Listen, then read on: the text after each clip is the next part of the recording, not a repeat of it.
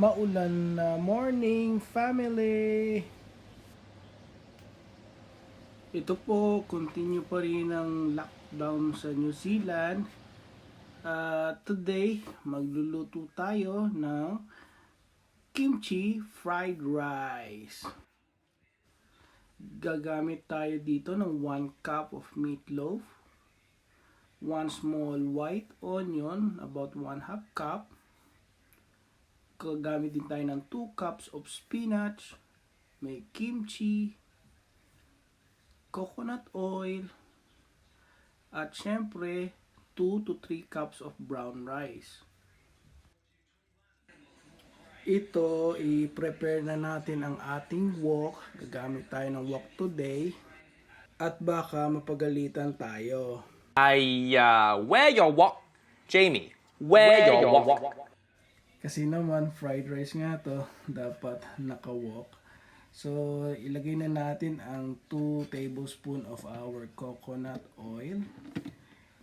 Tapos, isunod natin ang ating sibuyas. I love to put white onions on my fried rice kasi nagdadagdag to ng aroma saka tamis. Igisa lang natin ito hanggang medyo maluto ng maayos ang ating onions. Tumutulong din yung onions na magtanggal ng bakterya saka mga lansa ng ating mga lulutuin.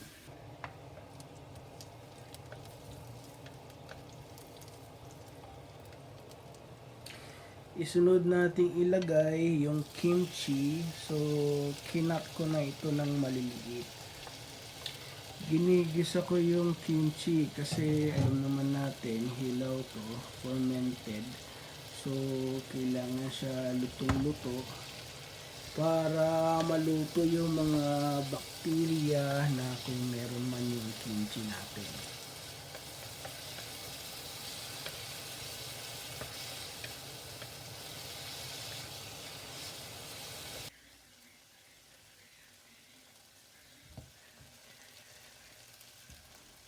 Isunod natin ilagay siguro mga 2 to 3 cups of rice ito na brown rice.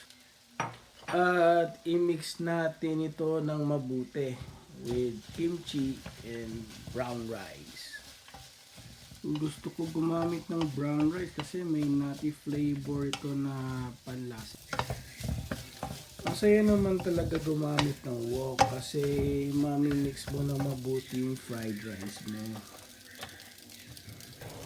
Yung heat ng level ng gamit natin nasa medium lang.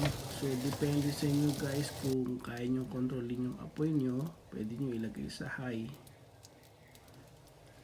Idagdag natin yung 1 tablespoon of honey sa ating fried rice na ginagawa. So, yung tamis ng honey, yun yung magsusupport na tanggalin yung anghang ng kimchi.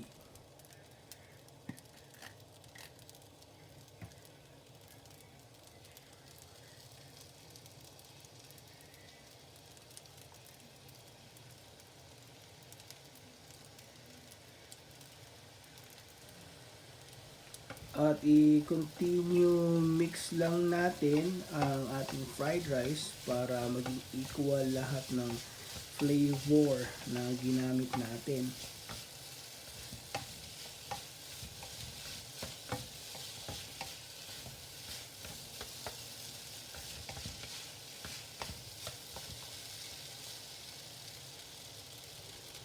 At dito, isunod natin ang ating meat. Ang gamit natin ay spam. So, pwede ding bacon, pwede ding chicken, mga leftovers meat, like leftover na adobo, yan, napakasarap mong ilagay sa fried rice. Depende sa inyo kung ano yung preference na gusto nyo ilagay. Pero suggest ko is the spam.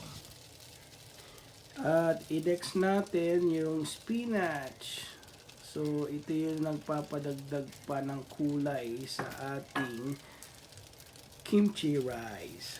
So, guys, tingnan nyo. Ang ganda-ganda ng kulay ng kimchi rice natin. Add lang kayo ng 1 teaspoon na salt.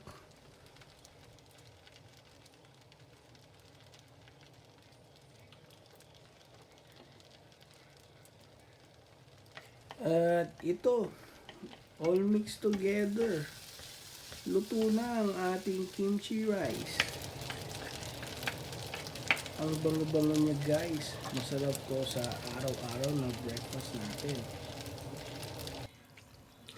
Natuwa naman ako sa fried egg ko ngayon. Nang binuksan ko yung isang egg, double yung egg yolk, saka isa pa na double.